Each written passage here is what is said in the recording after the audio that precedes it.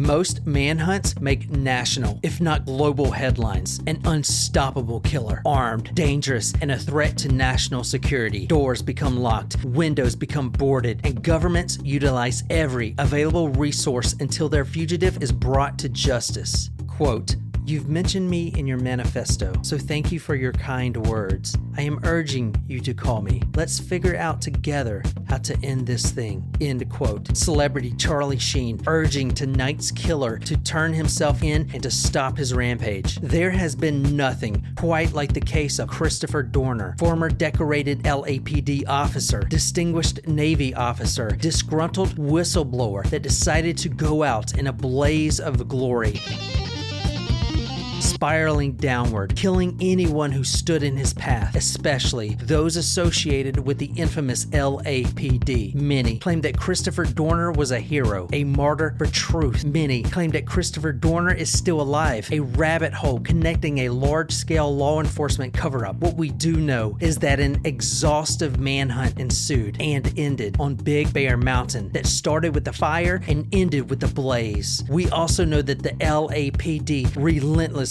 hunted this cop killer Christopher Dorner. Wanted, dead, or dead.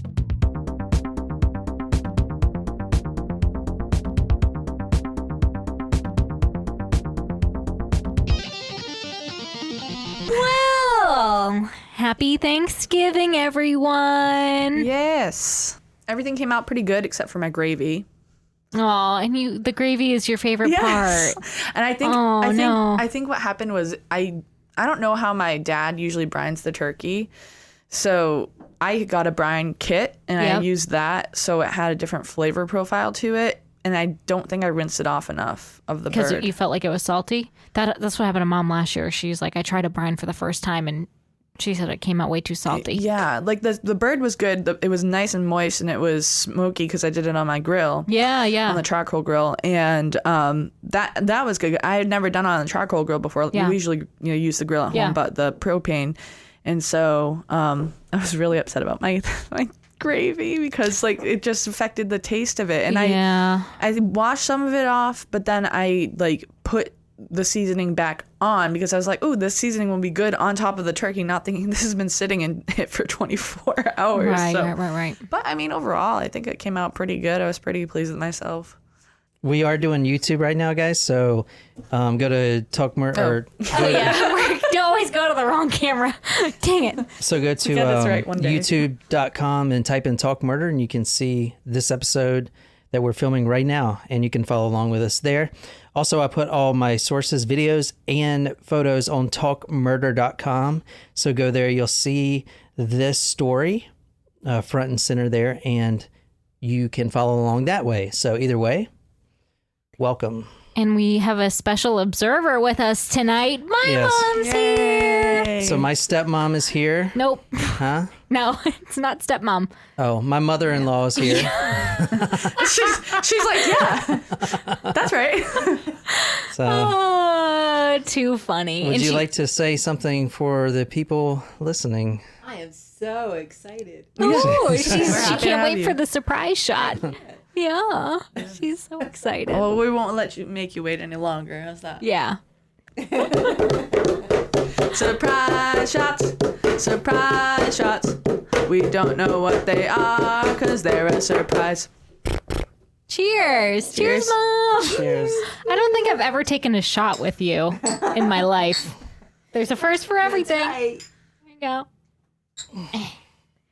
Down the hatch. Oh, Tequila. It was all the same. We all had the same shot. What was what's the name of it? El Padrino. El Padrino Tequila. So I got a couple emails in real quick. This is my plug. Nicole and I are doing a podcaster course for the new year. We're going to help people one-on-one launch their own podcast and learn how to narrate ACX Audible.com books. Ooh. And there's a lot of money in that. Nicole's made quite a bit of money doing that. She has plenty of books out right now. You can listen to my cool, soothing voice. I'm telling you, you should do a nighttime app. That's a great idea. We gotta look into that and see if we can offer that for the course too. What? like Calm app, you know, and they read stories. I mean, it's mostly celebrities, but I'm like a moderate low-key celebrity by now, right? Yeah. So Sure. if you guys want to learn how to do that, it's great income. Podcasting is really picking up as far as the advertisers are paying more and more. So now is the time to get into it. And it's not going to be a training course like all the other guys have. We're literally going to take you by the hand. That's why we're only doing 10 people. And we're going to walk you step by step, and you're going to launch the perfect podcast that you're going to be proud of. And at the end of the day, if you decide you don't want to do podcasting or narration, that's fine. But as long as you have something that you're really proud of put out, that's all we care about. So go to propodcaster.com. I have a simple form there, and you can fill out. A couple good ideas came in from Annie, sent us a really good idea. She wants to do a podcast. Ashley and Kate, I got you guys. I'm going to send you an email this week, and we'll get started right away. So, and that is for podcasting and audible.com narrations. So we've done it all, and we're going to help you do it too. And that's my plug. Anyway, I want to ask a question. Has anybody heard of Chris Dorner? The name sounds familiar, but I can't place it. No, not at all. So tonight the hint is Blue Line. So We are tell us a drinking drink and then tell us where are we going and who are we killing. We are drinking the Blue Line, and it is vodka, triple sec, and a couple drops of blue curacao. So like a margarita, but not it's with vodka. It's really good. Did you make your mama one? No, she did not want it. I spilled on myself. It's okay. It's like you got the blue only on the navy, so it's perfect. Well, so Nicole, the hint is Blue Line. I almost said thin blue line. The hint is Blue Isn't Line. that a police thing? Blue line is Blue Line a police thing? Well, I don't know. But where are we going and who are we killing tonight? I think we're going down south tonight. I think we're going to Alabama. Alabama? Alabama. I couldn't even repeat that. And I think it's a police story, and I think this is a cop killer story. Ooh. Oh yeah, like the Rudolph story that we did in Chester. Was Chester, Massachusetts? Renee, do you remember the not what's that his one. name? Tim Rudolph, I think, that killed. Not the one who killed the cop. Oh, okay. But I mean a police officer who is a killer, like Oh, a okay. Joseph Police James officer. D'Angelo. Yeah, that was a good distinction. So an ex-police officer that's a killer. that Or is current. Okay. yeah. I think we're going to Boston, and it's a Subway. Like a restaurant, the one you used to work at? No. Like a tea. You're Yeah, like the tea. referencing the tea. Yeah, Got Because it. you used to work at a Subway. I did used to work at Subway. Yeah. And it was my first job. You drove a PT Cruiser, I too. did. It was orange. I was An just orange convertible PT Cruiser. Was it convertible?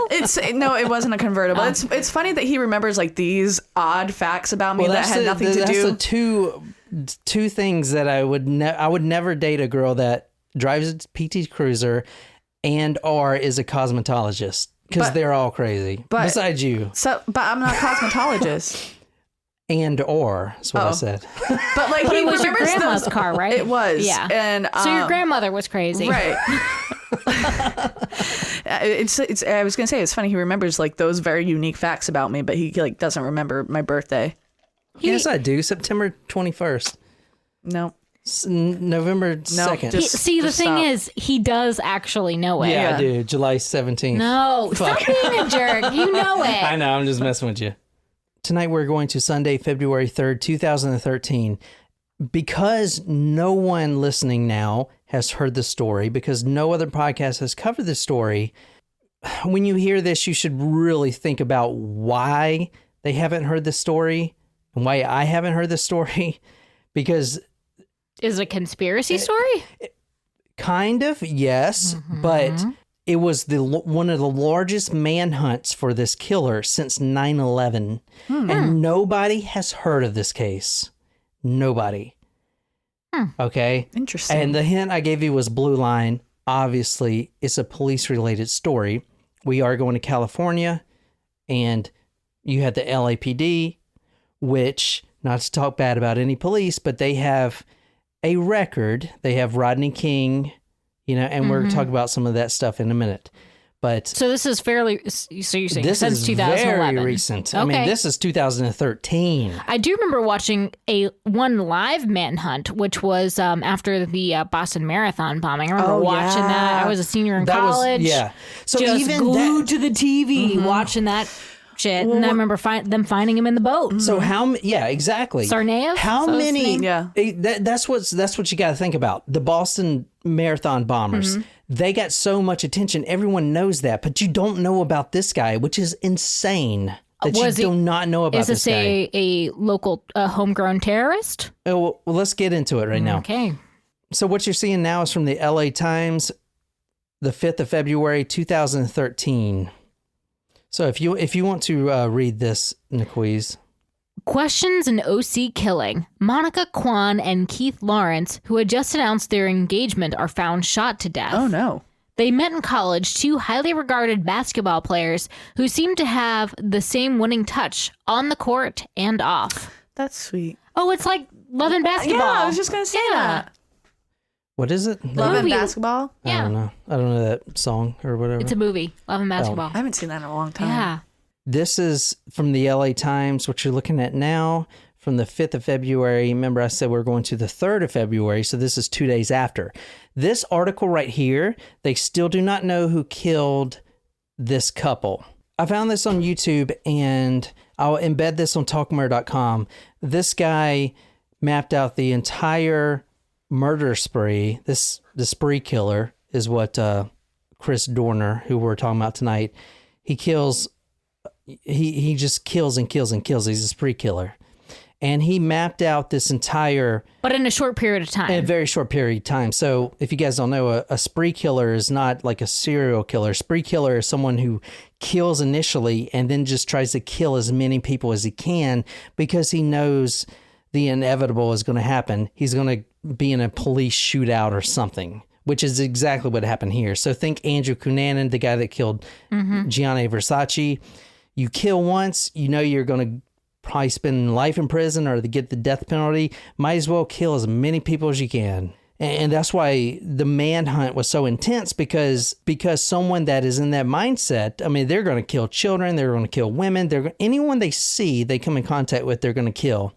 Anyway, the video that you're seeing now is a guy on YouTube that mapped out the entire traveling of this killer, Chris Dorner. All right, so what you're looking at now is the travels of this spree killer. And while you're looking at this video, I'm going to talk a little bit about the victims. These are the first two victims. Monica Kwan was the assistant women's basketball coach at Cal State Fullerton. Keith Lawrence, her fiance, was a campus police officer at University of Southern California. Kwan graduated in 2002, Walnut High School. She had the most three-pointers in a season in any game. She played at Long Beach and Concordia. She graduated in 2007. She has a master's degree and became a coach at Fullerton. Her father was in the LAPD and is a police chief at Cal Poly Pomona. What you're seeing now is where they were killed. This is... In the parking lot. In the parking lot, but this is a raised structure. So think of a parking garage and... It's on the roof of the parking garage. Exactly. So you go up the ramps. The ramps, exactly. And this guy on YouTube right here has mapped it out so you can see the actual location. So this is the parking garage you're looking at right now. That's Monica and her fiance, and this is where they were killed. Right here, they were sitting in their car, and a hitman or somebody just came up and killed both of them point blank range, almost like the Son of Sam coming up and pow pow with his 45 right at Lover's Lane. This isn't Lover's Lane, but they were literally just sitting in the car. You know, they were just sitting there. So if you see this photo right here, you can kind of see where the car was. It was in this parking spot because you see this is water. That's water they were using to spray off the blood. Okay. So you can see where they were. And this is a better image right here. They were in this parking spot. Got it. Someone had just pulled up and immediately pointed a gun in the car and killed both of them. As I said, Keith Lawrence, he was a campus police officer at USC. Not only that, Monica Kwan, her father is in the LAPD, and is a police chief at Cal Poly Pomona. Mm-hmm. So this is a police focused killing. You guys understand that? Mm-hmm.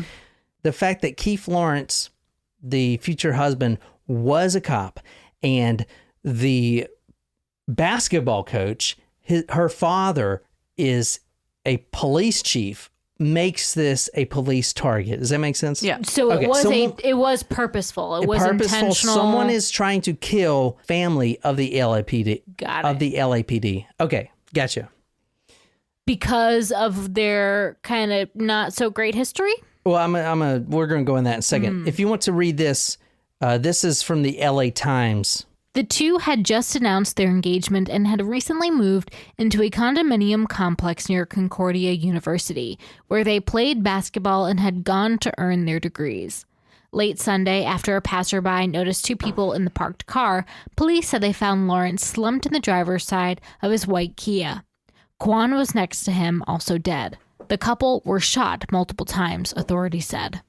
Now, this paper that you're reading is from 2 days after the shooting, so they have no idea who did this. But obviously, when a police officer and the police chief's daughter gets murdered in broad daylight, they had people on it. Let me just tell you that. They had people on it, and they were going to find this guy. I pulled this photo from the Los Angeles Times. What do you see there? Can you describe this photo for us? Go ahead, Jen. He's cleaning up the crime scene with a brush, and there's broken glass. Exactly. So there's broken glass everywhere. So this guy, whoever killed him, just pulls up in this parking garage. They don't even roll down the window. They don't even see it coming, and he just starts shooting. All right. Interesting that nobody noticed until 2 days, though. It was 2 days before somebody noticed that they were dead. That is very interesting. But what is also very interesting is nobody knows this story. True. And here is more to back that up. Nicole and I saw this person live. How come they never talk about Chris Dorner? That's a story about a man who believed he did everything right. Do you know who Chris Dorner is? Well, Chris Dorner, if you remember, was an African-American police officer in the LAPD. He was executing a warrant with his partner, who was a white woman. And white women, I support you, but boy, if y'all don't shut the fuck up.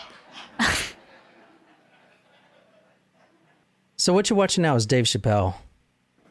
Recently. During the process of very recently, warrants, this white woman did what Chris Dorner thought was excessive force. I don't know what she did. She kicked a motherfucker that was handcuffed or hit a guy that was handcuffed or something. But Chris Dorner, the black police officer who watched this white woman do this, reported this to his superior, made a formal complaint, and was subsequently fired from the LAPD. He went through the system. He took every legal avenue that he believed he had to get reinstated, and he was not reinstated. And when his last appeal was finished, this motherfucker, some wild shit, wrote a manifesto. You know where this is going. Oh, shit. The reason Dave Chappelle is talking about this at all is because Dave Chappelle's name ended up in the manifesto. What? Yeah. Dave Chappelle, Anthony Bourdain, I love Anthony Bourdain. A bunch of people, Barack Obama, President Barack Obama, a bunch of people we're going to talk about here in a second. But they all ended up in the manifesto. And Dave Chappelle, he goes on to talk about how he had to cancel his show because at this time, since he was in the manifesto, whoever was running his special on Netflix or whatever, they were like, oh, we're worried about your safety. And then Dave Chappelle goes on to say, that guy was talking great about me. He loves me. He ain't going to kill me. Ain't nothing to worry about. Exactly. I love Dave Chappelle. But the reason I put Dave Chappelle on here in that clip is because this case is so huge that nobody knows about it. And that is a problem. And that really makes you think, why doesn't anyone know about this? Why this stand-up is since COVID, right? Well, this is literally released 3 months ago. Wow. Why has no one talked about this? Why has no podcasters done this? Why is there no documentaries on this? Why is Talk Murder Me the only people talking about this? Because this is something that needs to be talked about. Like, I'm just saying, this was a huge manhunt. They had the largest budget since 9/11 to catch this guy, and no one has heard of him. That sparks my interest. Does it not? You guys have not heard of this guy. I know. But you've heard of the Boston Bombers and stuff like that. Sure. Why is this? That's what I'm trying to go. Let me talk about Chris Dorner. Now, go to talkmurder.com to see his photo right here. Yeah, so this is Chris Dorner. A little bit about his background, and then we will get into the manifesto here in a second. He is a Navy officer. Yeah, exactly. So, yeah, as Nicole pointed out, he is a Navy officer. Now, Chris Dorner was in the LAPD. As you see, he's in this blue uniform right there. Christopher Jordan Dorner, born June 4th, 1979. He was born in New York. He spent most of his childhood on the West Coast in Southern California counties like LA, Orange County, stuff like that. San Diego. Exactly. He was married previously, but divorced in 2007. Now, I did see in his manifesto, which I will put on talkmurder.com, I need to say, when I talk about the manifesto, it's not he sat down at the computer and wrote a document on my manifesto, yada, yada, yada. You know what I'm saying? He didn't do that. Not like, who was it? Kaczynski's at home? Well, yeah. So it's not a manifesto in that sense. It's him on Facebook after he killed Monica Kwan and her future husband, that he vents and writes all this stuff through Facebook postings, which I'll show you. That becomes his manifesto. They basically compile all his social posts. So it was a series of posts. It wasn't just one big one. It's a series of posts, yeah. And then they start a couple of days after the murder of Monica Kwan.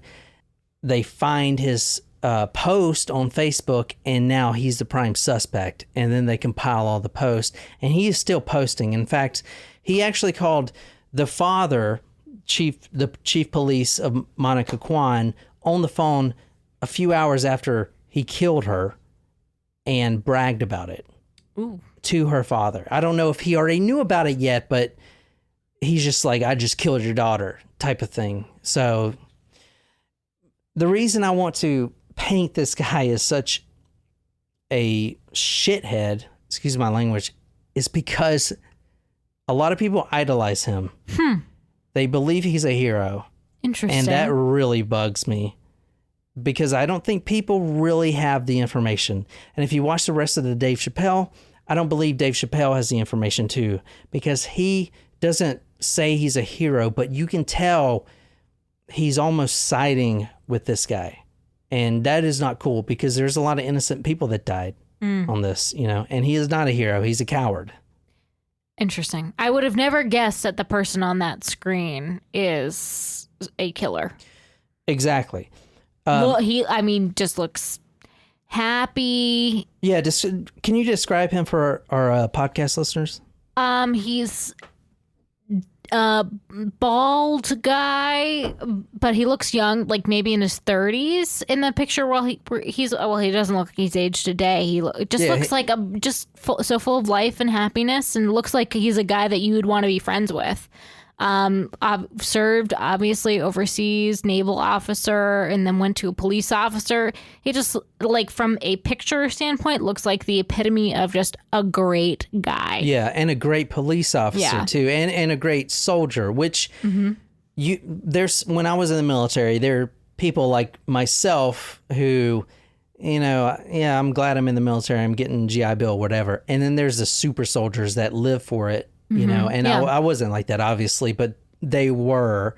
And he is one of those super soldiers. Like, they know everything. They advance in the ranks extremely quickly. It's their life. Yep. So this is him.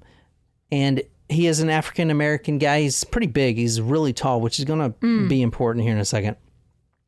Christopher Jordan Dorner, born June 4th, 1979 in New York, spent most of his childhood in Southern California, although I saw him moving from Utah to California, like all over the place he moved. He was married previously, but divorced in 2007, and the first murder happened in 2013, February. He went to JFK School in La Palma, California, Cypress High School, and he graduated in 1997. He majored in political science, minored in psychology. He graduated from Southern Utah University in 2001. As far as his police career goes, he was a teenager when he made the decision that he wants to live in the blue uniform. He wants to be a police officer, and that's what he wants to do with his life. And he joined the LAPD while he was in the reserves. So he is a Navy officer, but he's a reservist. Gotcha. So okay. I think, 1 weekend, was it 1 weekend a month? Maybe 2 weeks a year or something like that. 1 weekend a month, 2 weeks a year. That's what they go by. So he was in the reserves. He joins the LAPD. He went to the academy in 2005. He graduated 2006. Stellar record, everything. I mean, just look at the guy.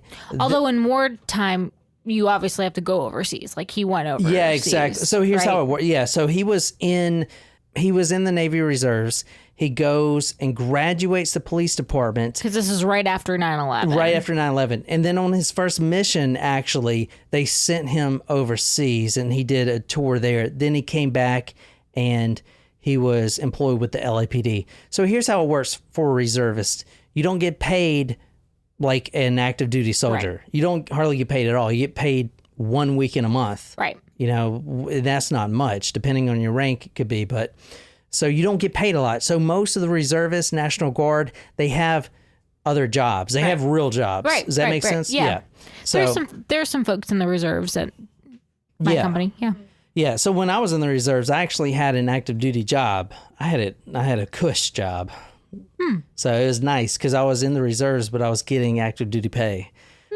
So it was really nice. But most people can't get that. So they have to have a real job, and a lot of those are police officers. So he graduates in 2006 from the police academy. He starts as a probationary police officer, and he deploys in the Navy to Bahrain. Is that how you spell it? Bahrain, yeah. Bahrain. Where's that at, Nicole? You're the geographer. It's in the Middle East. Okay. So is it by Afghanistan? I've never heard of it. Gosh, now I gotta tap into my politics. The Middle East. She went to Bahrain. Your sister went there? Near UAE. So your sister went to Bahrain. Mm-hmm. That's the only place that she could go visit Omar while he was on deployment. Like he was on a boat for. It was like that was a long deployment. That was like 9 months, and the only place that she got to go was Bahrain. You're right. I think it's near United Arab Emirates. It's like a neighboring country. There were guys. I think did she get to go to UAE or no?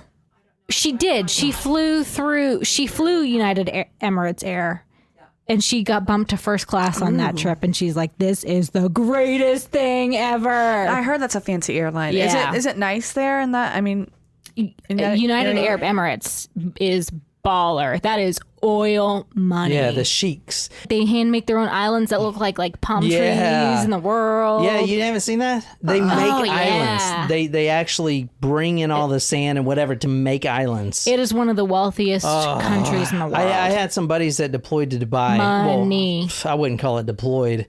They basically went to Dubai. Oh, that's where Dubai is. Dubai has yes. Dubai has the largest mall. Dubai. Think of Dubai. It's hot. It's the desert. Yeah. They have the largest, probably the only indoor skiing resort. It's a mountain indoors. They keep completely cooled, and you can ski there. It has the largest mall in the world too. And they had the Burj Khalifa, the largest skyscraper ever built. Oh, yeah. Yeah, That's remember right. It's like water cooled. We watched the documentary. Oh, dear God. I would not want to be in that skyscraper. So this photo right here that you're seeing now is him in grade school. I'll put that on talkmurder.com. Let's talk a little bit about his military career. He worked as a Naval Reserve officer, honorably discharged as a lieutenant in 2013. Honorably discharged. Why did he... 2013, this is the kill year. So something happened. Well, because he's not one to get out of the military, especially as a lieutenant. You're making plenty of money. He was going to go to captain, major. But he was in the reserves. He was in the reserves. But he was honorably... They basically kicked him out and gave him an honorable discharge. And it's something that happened in the LAPD. But it's not like his time expired and he said, nah, not re-upping. Oh, no. This guy... What I'm trying to say is this guy isn't one to say, oh, I'm done. I mean, this guy was going to be... This guy would have probably made, I don't know... general, maybe. I mean, this is a gung-ho soldier, and they stay in forever. He was commissioned in 2002. He was the commander of the Naval Security Unit at the Naval Air Station in Fallon, Nevada.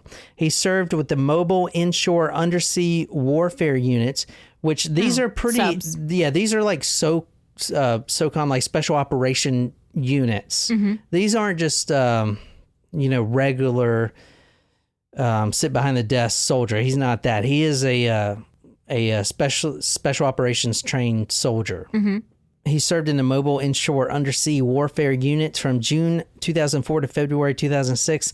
He deployed to Bahrain, as we talked about, and he was discarded from the U.S. Naval Reserve in February 2013, right before he goes on the killing spree. So what happened to this dude that made him want to kill? Well, he was discharged. Exactly. So for whatever reason. Yeah, exactly. And that's what made him go on the killing spree. Exactly. Now, what you're seeing now is from his manifesto, the social media post, and we're going to kind of go through the manifesto here in a second. So the question is, why was he discharged? Exactly. Okay. The story is this, basically, in a nutshell. You have this guy that's discharged from the LAPD, and that rolls over to the Naval Reserves, and he's discharged from that. So his life is over. All he wanted to do is be a cop. He was discharged, and now they kicked him out the Navy because of this LAPD incident we're going to talk about. So now this is a revenge killing. So he is a spree killer, but he is a revenge killer. He is trying to get back at the LAPD. That is what this story is. And it's quite crazy that no one's heard of this story, and we're going to see why here in a second. So he was discharged from the military because of something that happened with the LAPD. In February 2013. From that one incident that Chappelle was talking about. But exactly. So he went through. So he are we going over that? Oh yeah, we're going to go over. Okay. It. I'm not going to. I didn't go into if it's true or not. Whatever, because that's not the focus here. And I didn't want to make this. This episode could be literally 5 episodes. It's so much stuff. But I wanted to give you a really good footing about this case. Can you read this, Nicole? This is from his manifesto. Evans had kicked the suspect. I later went to a Board of Rights department hearing for decision of continued employment from 10/8 to 1/9. During this BOR hearing, a video was played for the BOR panel where Christopher Gettler stated that he was indeed kicked by Officer Evans. Video sent to multiple news agencies. In addition to Christopher Gettler stating he was kicked, his father, Richard Gettler, also stated that his husband had stated he had been kicked by an officer when he was arrested after being released from custody. So this is what Chris Dorner writes on his Facebook wall. Okay, he is giving out the information of what apparently happened. That's a long hearing, too. Exactly. So basically, in a nutshell, he was working under this police officer, Teresa Evans, which you're going to hear about. And that's who Dave Chappelle was talking about. So they weren't necessarily like partners. She was his superior. Exactly. But they were at the incident happened when he was with her? Yes. Okay. Training him, basically, because he just got in the LAPD, his lifelong dream. Right now, we're going to look at Chris Dorner's manifesto, his Facebook post, and we're going to kind of see exactly what happened in his words, and we're going to learn more about who this guy is. Because as you'll see here in a second, and there's video that I'm put on talkmurder.com that is insane. There's police cam video because he kills more cops, obviously. There's police cam video of that. We're going to see why why does this dude want to kill all these cops so bad? His own people he's trying to kill. So what you're seeing now, and So for you guys on YouTube, you have a really good view. So of this is the consolidated, like all of his posts. Exactly. Okay. And I kind of... Wow, he wrote a lot. He wrote a lot. And this is 18 pages. This doesn't go into where they named Chappelle and all that stuff. So I was like, what? He didn't even name Chappelle. But I did look up the extended manifesto, and Chappelle, all these celebrities are in there. Anthony Bourdain. He basically... It's a last will. I'm probably going to die, so I want to go out by saying, Dave Chappelle, I love your stuff. Anthony Bourdain. He even says, what's the guy that made The Hangover? Bradley Cooper. He says, Bradley Cooper, it sucks that I'm not going to be able to see The Hangover 3. You can see all this that he wrote. He said that, and he knew he was going to die. This was a suicide mission. Kind of weird. And I really want to point out that this dude is not a hero. This dude is a coward. You do not kill innocent people. The reason I'm saying that is because so many people think he's a hero. It literally drives me insane. But I'm going to read a little bit of this from his manifesto. His manifesto is racially, what should I say? Charged. Yeah, good word. Racially charged. So I'm going to run over it right quick. He says one incident he was riding in the back of a 12-passenger van, and he was called the N-word. He says he heard, quote, I heard Officer Magana call an individual a N-word again. Now that I had confirmed it, I told Magana, another fellow police officer, not to use that word again. He replied, quote, I'll say it when I want. Another officer, Officer Bordeaux, a friend of his, also stated that he would say the N-word when he wanted. At that point, I jumped over my front passenger seat and two other officers, where I placed my hands around Bordeaux's neck and squeezed. I stated to Bordeaux, don't fucking say that. At that point, they were pushing and shoving, and we were separated by several other officers. What I should have done, now this is going to point his character out. What I should have done was put a Winchester Ranger SXT 9mm 147 grain bullet in his skull and Officer Magana's skull. Wow. This is what people don't see. Quite the threat in his manifesto there. This manifesto goes in detail about the LAPD and their racial history. Rodney King. There was another really good event, and I wrote it down, but I have to look it up. That there were riots, all that stuff, and in 1972, when I was reading this, I want to say, or 1990. Yeah. In my short opinion, are there police officers that are racist? Hell yeah, absolutely. Does that mean all police officers are racist? Not even close. Do they have problems with this? Probably. Does that warrant you killing a basketball coach, the daughter of a police chief that's about to get married and have a happy life? Does that warrant you killing other police officers? That one of them you'll see had a 10-year-old son that will never see his father again? No, that makes you a coward. That doesn't make you a hero. That makes you a coward. Mm-hmm. I just want to say that now because a lot of people think he's a hero, and it drives me insane. They think that, and it's because they don't have this information like that. So the officers that he killed, were they known to have been racist? No, they were just were they random? So he is a spree killer. He is randomly killing if you're driving a police car, he's shooting at you. So he's not even targeting the people who supposedly said those things. Exactly. But in this manifesto, as you'll see, he specifically points out people to target. And he says that, quote, you are a high valued target. And as you're about to see right now, we're going through the manifesto. He talks about how he was in elementary school and he was called an N-word, and he used a little bit of violence and he got in trouble for that. He said the principal said that good Christians, we are to turn the other cheek as Jesus did. And he says, quote, problem is I'm not a effing Christian, and that Jesus Oh, and that old book made of fiction and limited nonfiction called the Bible never once stated Jesus was called an N-word. How dare you swat me for standing up for my rights, for demanding that I be treated as an equal human being. That day I made the life decision that I will not tolerate racial derogatory terms spoken to me. And like I said, there were probably really racial people in the LAPD, but it doesn't warrant what he did in any way. Now he talks about his termination. So let's talk about the termination. Teresa Evans, his superior, what he says, her nickname was Chupacabra.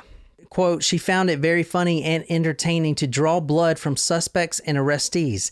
At one point, she even intentionally ripped the flesh off the arm of a woman who we had arrested for battery, sprayed her neighbor with a garden water hose. Knowing the woman had thin elastic skin, she performed an Indian burn to the woman's arm after cuffing her. The woman was in her mid-70s. So this is more of him talking about some of the victims he's going to kill. Evans, you are a piece of shit, and you lied right to the Board of Review panel. When Randy Kwan asked you if you kicked Christopher Gettler, who we're talking about tonight. Randy Kwan asked that question. Exactly. That was the father. The father, yep. Christopher Gettler is a schizophrenic. Well, he is diagnosed with schizophrenia. He's got other mental issues. He was the one that was getting arrested. And you're going to hear him speak here in a second. I got a video of him doing an interview. He was the one getting arrested, and Teresa Evans kicked him in the face. Now, the reason this is important is because this is why this whole thing started, because he files a police report, like what do you call it? When you file something against somebody, like he filed a report against her superior, an internal affairs report against Teresa Evans for kicking this man in the face. That's what started this, because the LAPD and the judges and the Supreme Court even, they sided with Teresa Evans. Not only that, they fired him from the LAPD, which eventually led to his discharge from the National Guard. You understand where this is going. So this one event, this guy, Christopher Gettler, is the reason he went on this man. But he is the whistleblower. I'm just kind of... right? He's was the one victim that started this report. No, Gettler was the victim. No, Gettler was the victim. Yes, Christopher Dorner is the whistleblower. Yes, but why was he fired? Was it because they said that his claims are false? Like, what was exactly? Okay. And that he was a liar, so he got fired for that. That is interesting, because like if the claims were found to be true, then the other officer would have been fired. After he killed Monica Kwan and her future husband, he writes on Facebook, as you're going to see, for all the reporters out there to please look into my story. And then the LAPD, because it was like a threat. It was like, you're going to look into my story and prove me correct, clear my name. You're going to look into my story and clear my name, or I'm going to keep killing. That was what he was doing. Does that make sense? Yeah. Okay, this is a very detailed story that I'm trying to get in one episode. It's a lot to cover. So he says, I have exhausted all available means. So basically, that is pages of Facebook posts. So he says that he files this report. Teresa Evans, my superior, kicked this guy in the face, and that came back to haunt him. The board actually fired him for lying, even though he claims he wasn't lying. And then he writes this. He actually goes to the appeals at the superior courts and California appellate courts, and he says, quote, this is my last resort when he did that. He goes on to say the judges at the court, they all had worked with Teresa Evans in the past. Does that make sense? So they have their own opinion about her. So they have a conflict of interest, and they were siding with her and not even looking into the truth. Okay. Mm-hmm. This is from his manifesto. Quote, you fuckers knew Evans was guilty of kicking excessive force Gettler, and you did nothing but get rid of what you saw as the problem, the whistleblower. Gettler himself stated on videotape provided for the Board of Reviews and its transcripts. He was released from custody. The video was played for the entire Board of Reviews to hear. You're going to see what a whistleblower can do when you take everything from him, especially his name. Do you see how the hero comes in now? He was the victim. Mm-hmm. Does that make sense? Yeah. And he is the victim, but that does not warrant what he did. He goes on to say, self-preservation is no longer important to me. I do not fear death. Chief Beck, this is when you need to have that come to Jesus talk with Sergeant Teresa Evans and everyone else who was involved in the conspiracy to have me terminated for doing the right thing. You also need to speak with her attorney Rico and his conversation with the BOR members and her confession of guilt in kicking Mr. Gettler. I'll be waiting for a public response at a press conference. When the truth comes out, the killing stops. So he's admitting to killing in his Facebook post. Yeah. But the fact that he killed Monica Kwan and then called her father and bragged about it. That's what set off the search for him. Dude, and they found his Facebook post. Jeez. But it was 2 days later. But they were frantically looking. You don't kill a cop and expect to go under the radar. They're going to find you. You know, that's just how cops work. It's so long, guys. I don't want to go through all this, but he talks about very long post. He talks about Rodney King and going back to that. He talks about the history of the LAPD.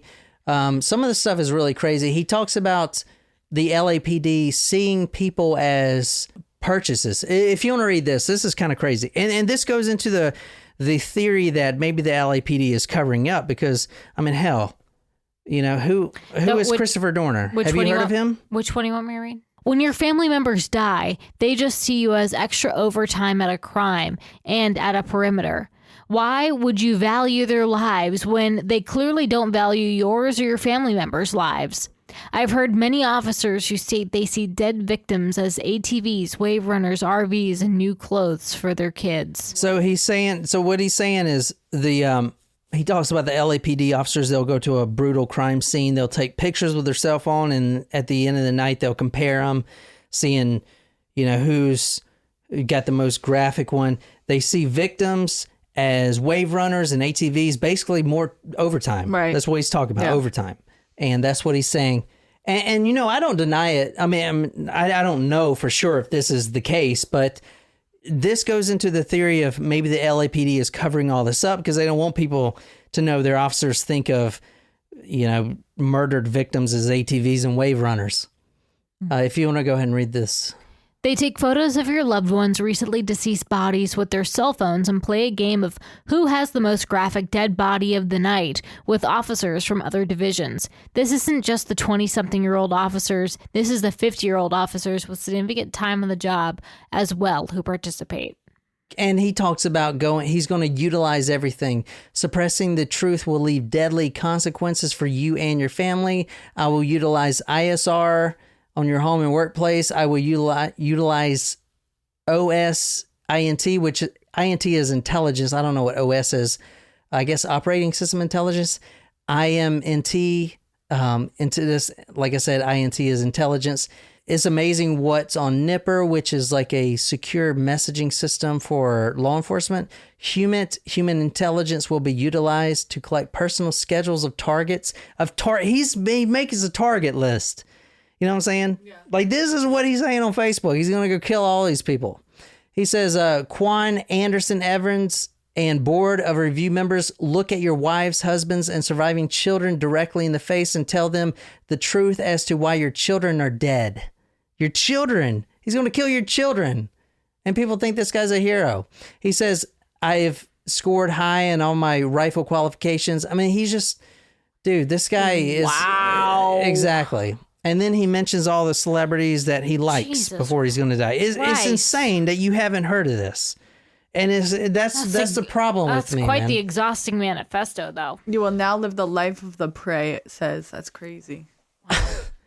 Is this not the craziest thing? This happened in 2013. I don't know. Nobody's heard about this, which makes me think there is a cover-up. You know what I'm saying? There might be, but... I mean, they don't want the police to look bad. I get it, but you try to cover it up, then people like me are like, well, why are you covering it up? All right, this is the actual guy, his interview. Gettler. The 8th, Yeah. 2008, Monday. It is approximately 11:46 hours. And being interviewed and tape recorded with his permission is Christopher Gettler. Is that correct, Chris? Yeah. Okay. Now, I want to ask you about the police contact that you had with at the DoubleTree Hotel. Do you remember that? Yeah. Okay. Do you remember being taken into custody by the So police? he's mentally ill. You can kind of tell he's not all there there. was a struggle? Mm-hmm. And during that struggle, were you kicked in the face? Mm-hmm. You have to say yes or no. Yes. Okay. And do you remember how many times you were kicked in the face? Once. Okay. And do you remember where you were kicked in the face? Right here. Okay. And do you remember who kicked you in the face?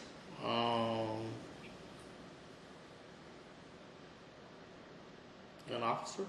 Do you remember what sex? Was it a male or female? It was a female. And do you remember whether they were white or black? They were black, or almost black, I think. You see that? Almost white. They were almost black. Do you remember whether the So Dave Chappelle said she female was had, light color Caucasian. hair or dark hair? She had darker hair. It was, her hair was was a lighter shade, darker. Okay, but do you remember being kicked? Yeah, Okay, and how many times? once. Okay, and where? This side, I think. Yeah, this side. Okay, excellent. I'm going to stop the tape. That guy has no idea, but he is the reason, not the reason, and it's not like he did this on purpose, but the reason that, Chris Dorner decides to go spree kill all these people. Crazy, right? Crazy. That one incident. One of the things Chris Dorner says is, I'm not an aspiring rapper. I'm not a gang member. I'm not a dope dealer. I don't have multiple baby mamas. I'm an American by choice. I am a son, I'm a brother, a military service member. I am a man who has lost complete faith in the system when the system betrayed, slandered, and libeled me. Yada, yada, yada. So I think go ahead. It's interesting, sorry, on the left where he kind of details the incident, he says that Gettler was kicked 3 times. The victim said he was only kicked once. Honestly, it probably was the LAPD that screwed the pooch on this. Yeah, I mean, I mean, they probably stuck up for this woman, and they shouldn't have fired him or anything else. But dude, come on, man. And if they were making the judgment based solely off of the interview, like, I don't want to say that the victim was not a reliable source, but I mean, because it happened to him, but he kind of seemed unsure at some points, and I don't know if that has to do with his mental illness, or not. But maybe maybe the decision was based off of, well, can we really? Is this a reliable? Right, which would make me think action to be taken. Maybe not fireable for either party. It's like. There just may not really be a firm answer as to what happened, which would make me think you don't fire Evans and you don't fire Donner. Right.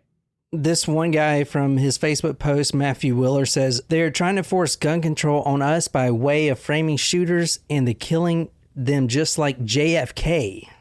His killer said he knew nothing. This is... And this is what's social media is like, and you'll get whatever answer you want and whatever answer you don't want. After he kills those 2, he travels down south and he goes to the San Diego's Driscoll Wharf. It's a yacht club. And he tries to convince multiple yacht owners to let him take their boat out.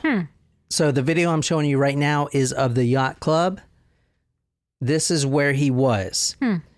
And he basically wanted to flee to Mexico. He was telling all these yacht owners that he was about to be deployed to Afghanistan and he wanted to go to Mexico for one last time to fish. And it was really weird. They knew there was something wrong with him. This is from NBC and San Diego.com. Fishermen at Driscoll Wharf told NBC7 exclusively that Dorner was on the pier near Nimitz and Harbor Island Drive on February 5th, trying to charm his way on a boat ride to Mexico. This is one of the fishermen, quote, he kept saying he wanted to go fishing off Mexico. I said, Mexico? That's kind of weird. You could go fishing on the bay, said Jeremy Smith, a local commercial fisherman. They denied him. He goes and buys tacos at like Taco Bell and tries to convince them. He tries to butter them up with tacos. It's really weird. Eventually, that would work for me. But I feel like in San Diego, there's better places for him to go get tacos. But that's just me. Yeah. Eventually, when all this buttering up these fishermen didn't work, it says that same day, a man fitting Dorner's description tried to steal a yacht from a San Diego marina. According to officials, an 81-year-old man on the boat was tied up but not injured. So basically, he tied this old man up on the boat, and he goes and he backs the boat out, but the rope, the anchor rope that attaches to the boat, got swirled up in the motor, and it completely destroyed the yacht motor. So he couldn't go anywhere. But his plan was to flee to Mexico. That was his plan. It's kind of weird that he told people, I'm going to go fishing off the coast of Mexico. He probably would have had better success if he just said he was going to go fishing locally, but then took the boat to Mexico. Yeah. Exactly. Right? Kind of weird. Exactly. Yeah, think about that one. So after this... Lie. Well, let's get on with this. After this didn't work, he drives for another few hours, and he ends up... This is 1 a.m. right here. And if you want to describe this, well, the picture you're seeing right now is a shootout when he pulled up to a police car and he just starts randomly shooting at them. If you want to kind of describe that photo. Whole streets blocked off. There's yellow tape and all that. So this is Thursday, February 7th, 2013. 1:25 a.m. in Corona, California, a man, Chris Dorner, shoots 2 LAPD officers who had been assigned to protect people targeted in his manifesto. One officer's forehead is grazed by a bullet. These 2 officers survived. This is the photo. You see how many, the evidence tags there? Do you see them on the ground? That's how many times he shot. And he was driving his truck, and he just opens fire at this random police car. Now, let's go a few hours after this. After they get shot up, this is what happens. And I'll put this on talkmurder.com. This is a police dash camera of one of the officers. The driving officer was killed instantly. So what you're seeing now is the police cruiser going up to a random stoplight. They do not see... You see that truck coming up? Mm-hmm. He is running a red light. That was Christopher Dorner's truck. Let me rewind that real quick so you guys can see it again. The cruiser is pulling up to a red light. There's a red light on both sides. This red light. And that truck is Christopher Dorner's. He is driving up, and just watch what happens. Ooh. And this is February 7th, 2013, like I said. Do you see what's happening now? Oh, because the officer was killed? Exactly. Wow. The officer's car, the video you're watching now, is rolling slowly into the intersection. This officer's already dead. Wow. The car is just rolling, and it continues to roll for a long time. So he was shot by Christopher Dorner, drive-by. Caker 503 control all units, speed info, reference 1199 for LAPD. Everyone's already en route. It occurred at the 15 freeway Magnolia, the 187 suspect from Irvine Break. So what you're hearing now is... The suspect vehicle is still outstanding. It's a black Nissan Titan, 7 X-ray 03191. It was last seen eastbound Magnolia towards Home Gardens. Corona got the call at 0124 hours. Break. 1199. We're on Mag. This is the taxi driver you're hearing now. Shot multiple times. A random taxi driver pulls gets into the police car and gets on the radio. That's what you're listening to now. Copy 1199. So Christopher Dorner, drive-by, random cop, had no idea who the cops were, killed him right there. Okay, one of the police officers died right there instantly, and that's why his car rolled into the thing. Now, what you're seeing now is the slain police officer. He is the one on the right. The other one got shot, but he survived. So the one on the right, his name is Michael Crane. He was a 34-year-old former Marine, and he had 2 tours in Kuwait. So he died February 7th, like I said, around 2 a.m., and I'll put that dash cam video on talkmurder.com. It's very eerie to see because the cop is sitting there at the red light, and then all of a sudden it just rolls slowly into the intersection, and you know he's already dead. So, but the man on the right, Michael Crane, was killed, 34 years old, had a family and everything. He's dead. If you want to read this is from the LA Times. On Wednesday, Officer Crane was buried with full honors. His 10-year-old son, Ian, joined officers carrying his father's casket. Yeah, so anyone out there that says this guy's a hero, yeah, you can screw off because he's not. He's a coward. Now, let me kind of change the light. This is kind of the police chief says this is tension, intense tension. This is after the murder of Officer Crane. What do you see here? Can you describe this? That's a lot of bullet holes. That's his. They got him right. They killed him right there. I mean, how many bullet holes so did you see that? That's Dorner's car. This is a few hours later after that incident with him shooting the police officers. There's got to be 20 bullets in that car. Oh, at least? more than that. Look at the right side too. There's 20 just on that right side. 6, There's probably. Well, I think I saw 30 something. I think it was like 120 something bullets. It was like ridiculous. But was he in the car? No, he was not in the car. This is ridiculous right here. This is from the police report, the actual police report about this incident. So the picture you're seeing now is a blue Nissan Tacoma. Okay. Yep. The one you saw in the video wasn't blue, it was black. Right. He was driving a black Tacoma. Oh, did they shoot the wrong car? This is a blue Tacoma. This isn't even his car. This isn't even close to his truck. They shot the wrong car? If you want to read this. Oh. At approximately 5:10 a.m., Margie Carranza and her mother, Emma Hernandez, were delivering newspapers in Torrance. Carranza was driving a blue four-door 2007 Tacoma pickup truck with license plate 8D68341. The rear windshield, rear driver's side, and rear passenger side windows of the truck were tinted. Hernandez was in the middle rear seat, handing newspapers to Carranza, who threw them out of the front driver's side window of the vehicle towards subscribers' residences. This really pissed me off. Let me go back to the picture. Look at all that. Look at all that. Those bullets. It's not the right car. No, it's not. Did they die? No, luckily, the driver, the 71-year-old, I believe, was shot twice in the back. This is going to piss you off here. Lucky. This is not even Chris Dorner, not even close, not even the same. It's a truck, yeah. It is a truck. They got the truck right. These guys... These two ladies, Hispanic ladies, were delivering newspapers. They had their lights off because I guess that's what newspaper delivery people do. They don't want to shine the lights in your bedroom, and they're out at 4 a.m. Right. So these cops pull up behind this truck and immediately start shooting. I have never seen that in police protocol, ever. That is literally ridiculous. Yeah, that's bad. And that might be one of the reasons they want to cover this thing up, because that is kind of stupid. That is literally comical. And luckily she didn't die, but holy Jesus Christ. All right.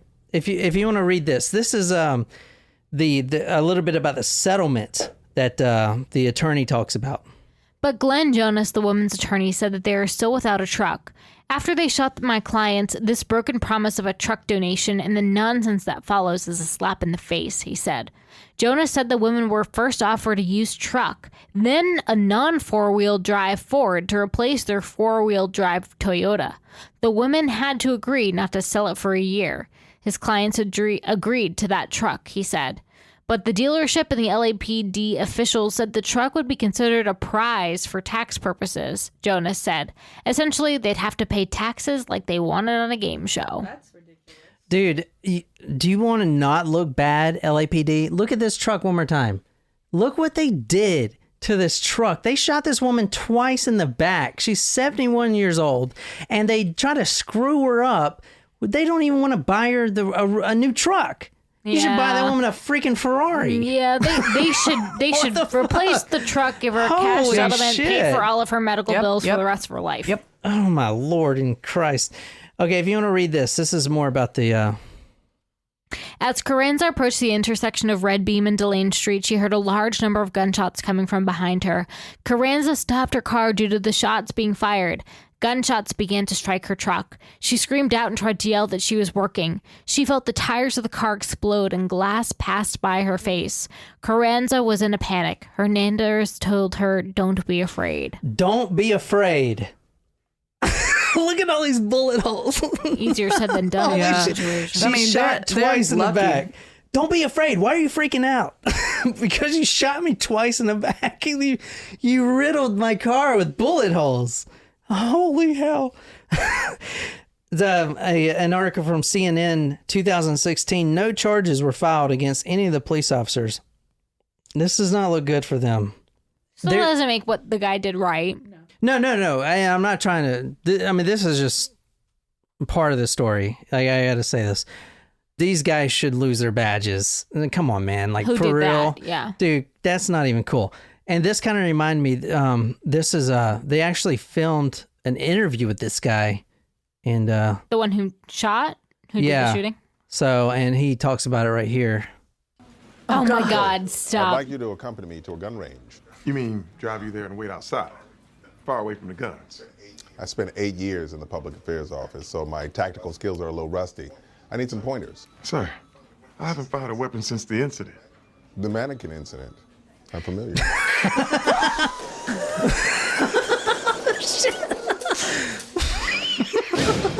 Actually, there was an incident after that. Another incident? You gotta cool it, man. You gotta cool it, man. I'm gonna get some candy. Sir? Oh my gosh. I love that show. Okay, the reason I'm pointing that up, because it doesn't end there. If you want to read this is from laist.com.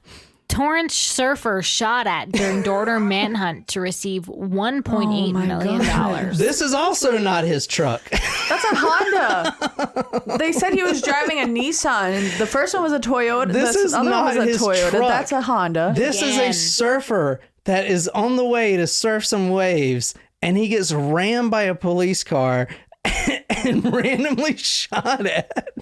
That's awful. Dude, shame on them. It makes him look like total shit, Well, it makes man. it look like... I get it. There's a guy killing cops and whatever, but dude, you just shot a 71-year-old woman that you didn't even see. You just started opening fire on a random car, dude. Come on, and there's no charges filed on either. So, and I'm not trying. It doesn't help his case. No, it doesn't. Especially when the whole thing started by someone trying to police brutality. When you try to file a report about wrongdoings by the police department. Well, here's what this means, and this is the reason why you don't hear about this case. I'm going to just go ahead and open this can of worms now, and I'm going to change my address and phone number. The reason you don't hear about this case is because why did they shoot this woman's truck thinking it was him? Why did they try to shoot this surfer? Because there is something to hide, and they didn't want to bring him in. They didn't want to bring him in for questioning. They wanted to kill him. Go back and look at this car, this truck. Yeah, it's Do not you like they think just you shut the shoot tires out that or many anything. times to bring a suspect in? No, you want to kill him. They want to silence him. Does that make sense? There's no doubt about that. You don't randomly shoot a car, ram into a car with a surfer in it, not wanting to kill him. You wanted to kill this guy. Okay? Yeah, 100%. This, if you want to read this is more about this. The guy's name is David Peru. And the last sentence of what you're going to read is really going to stand out. David Peru was on his way to a surfing outing in February when he was stopped by officers pursuing Christopher Dorner. Purdue filed a lawsuit against Torrance police, saying officers rammed his pickup and opened fire without justification. Purdue is a 160-pound white man. Dorner was black and weighed 270 pounds. Does the LAPD want you to bring Chris Dorner in alive after this? No, they want to kill him. And you'll see they do kill him in a crazy way.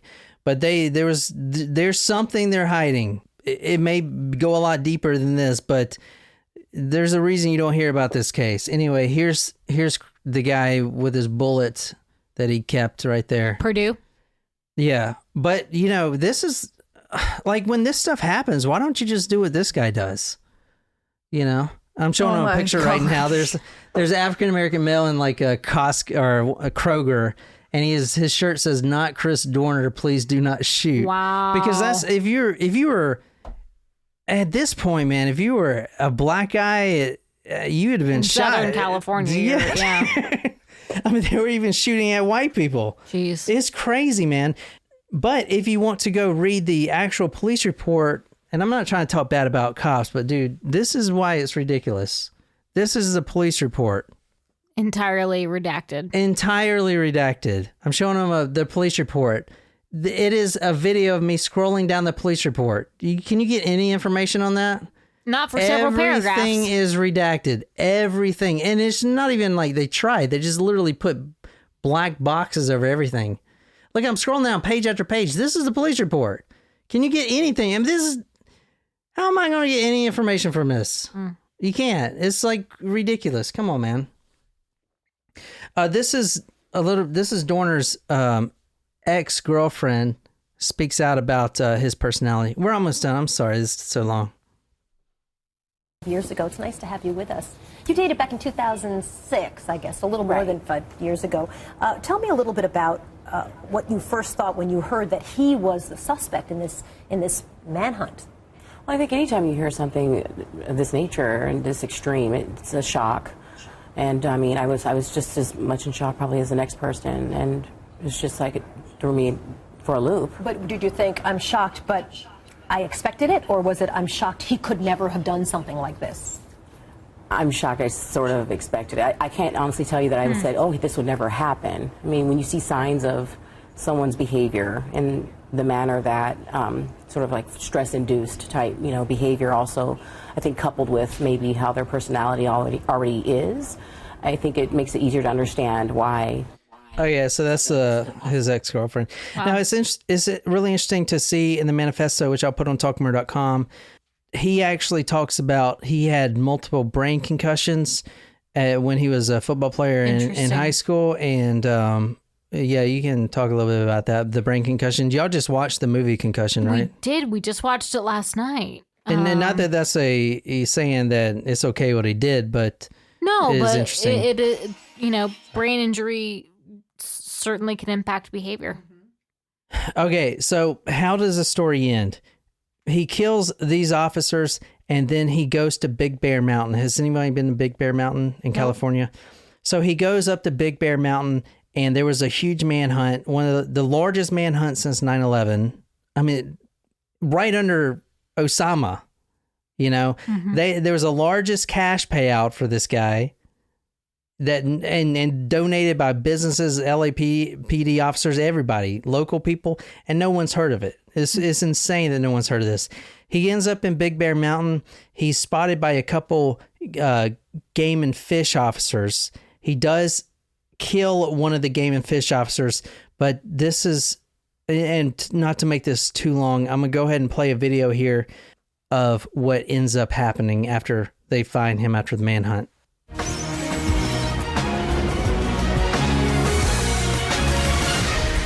This is from CNN.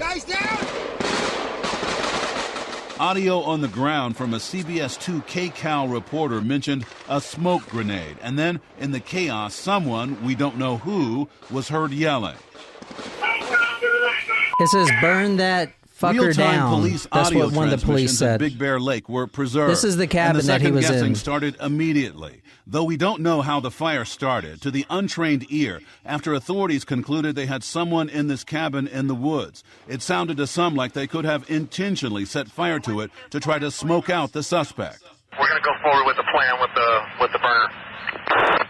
They're talking about burning the cabin down. About It's 23 right there on minutes police later, radio. an early reference to burners being deployed. Control 61 Lincoln, 7 burners deployed and we have a fire. Copy, 7 burners deployed and we have a fire.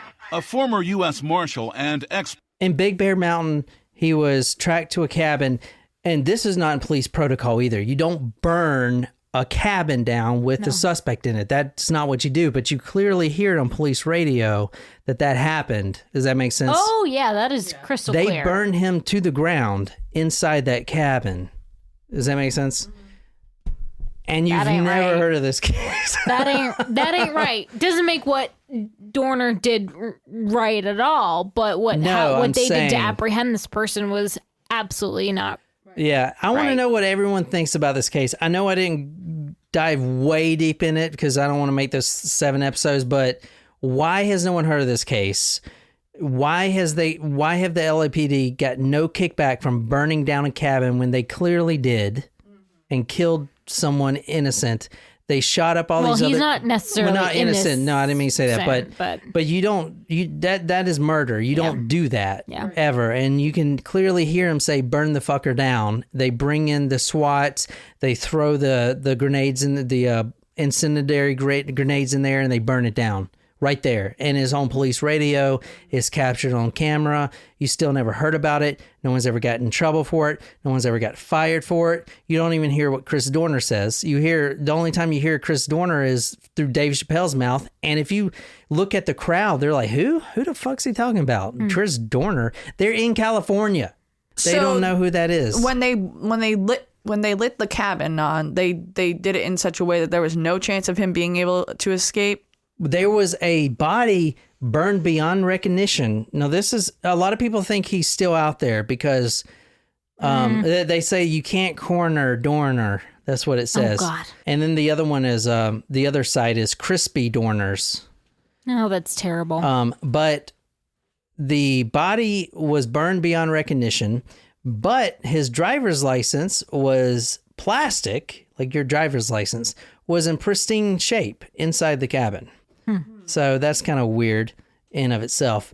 But the main thing is they burned down a cabin with the suspect in it. Yeah. And that ain't right. No. So, I mean, a lot of people think that they're trying to cover it up, and it does look like they're trying to cover it up. There's no doubt about it. I mean, the way they shot that one truck and everything else, I mean, I don't know. What do you guys think? They're trying to take it into their own hands, and that's not the job of the police. The job is to bring somebody into custody, and you're innocent until you're proven guilty. Stand trial in front of a jury of your peers. It's the whole legal system. Like, just because the legal system doesn't work. You know that. But here's the problem. That doesn't mean that it's up to the police to then go put it into their own hands. It's the exact opposite of what our system is supposed to be. I know. What I'm trying to say is most likely Chris Dorner filed the report correctly. And he filed the report because that really did happen. No one denies that. Even the Board of Review said that probably did happen, but I can't go against, Teresa Evans. That is proven. So he did use the system, as Dave Chappelle has said. He went through the system, and the system failed him. Mm-hmm. Not that he's a hero, but the system doesn't work, apparently. That's what I'm trying to get everyone to think about. The system does not work. So what do you do? Now, should you go out and go on this killing spree? Absolutely not. You should never kill innocent people. And like the people that were in the cabin, the elderly couple, he didn't harm them. The man in the yacht, he didn't harm him. He just tied him up. It was Saturday, February 9th, 2013. There's a manhunt at Big Bear Mountain. They know he's in Big Bear Mountain. And Sunday, February 10th, they start searching Big Bear Mountain. Let's see, going to Tuesday, February 12th, he steals a vehicle from a cabin owner, and he doesn't hurt them at all. But 2 state wildlife officers, this is 12:45 p.m., 2 state wildlife officers see a man resembling Dorner driving down Highway 38. A pursuit begins. Gunfire is exchanged. The pursuit quickly leads to a cabin in a collection of mountain rental homes of incorporated whatever. Some 500 rounds of gunfire have been exchanged, and one sheriff's deputy is killed and another is injured, and that's where the standoff begins. And I'm reading this from NBC Los Angeles. They shoot tear gas into the cabin, they knock down the walls of the cabin, and then they throw in some sort of incendiary devices and they burn it down. So number of victims 4. So the 2, Monica Kwan and then her future husband, the random cop that was driving, which you saw the dash cam video, and he shot a couple other cops, but they survived. And then that one wildlife and game officer that was on Big Bear Mountain, they spotted him. The chase ensued. They, chased him to the cabin. As soon as they walk across the street, then the guy gets shot and he's dead. And actually, you can see the guy that did the YouTube video. You can see the blood still on the pavement. It's kind of creepy, but yeah, so that's the Chris Dorner story. It's an insane story. It was extremely hard to research, and I'm sorry if it didn't flow very well. It was really hard to research. It was a lot to that story, a lot. And I know I didn't hardly cover half of it, but no, it was really anything you want to say? No. Yeah. I'm curious what the rest of the Dave Chappelle skit was, other than that. Oh, we can watch it. I mean, he just basically breezes over it because, he talks about he was mentioned in the Manifesto. And I'll put the Manifesto on talkmurder.com, but a lot of celebrities were mentioned in the Manifesto. Like a lot. I think Ellen DeGeneres was mentioned. It was crazy. It was like, and he told Bradley Cooper, it sucks, man. I'm not going to be able to see Hangover 3. It's like, dude, what? It's just insane, man. It's insane. I'd really like to know what you guys think. Obviously, the LAPD needs some review here, obviously.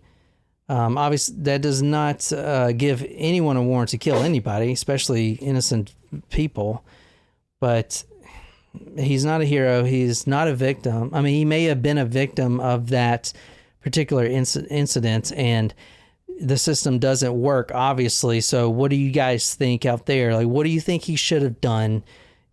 He lost his military career. He lost his police officer career. His life was ruined, yes. But what do you think a better option was? Any option that would have had a successful outcome for him instead of doing what he did to clear his name. I would love to hear you guys' thoughts about it. You can put it on the YouTube video if you're watching the YouTube channel or whatever, and you can talk to us there. Go to the blog, talkmurder.com, and leave me a comment because I really want to know what you guys think about this episode. One more thing, if you guys want to start podcasting or learning how to do audiobooks and be freaking rich like me, then go to propodcaster.com and send me a message and we'll hook you up. So that's all I got. I don't know what alternative I would suggest at this point. Yeah, I don't know. To think about it. It's crazy. It's really crazy. I'm telling you, why have you not heard of that story? Nuts. There's a lot of stories I haven't heard of. I know, but good Lord, dude. Holy shit. The biggest manhunt since Osama bin Laden. Nobody's heard of it. Anyway, that's my story on Christopher Dorner. You have heard this first on talkmurder.com. No one else has done it, so you're welcome. Be sure to subscribe if you're not. And until next time, my name is John, here with Jen and Nicole. Until next time, good night, you lovely, lovely people.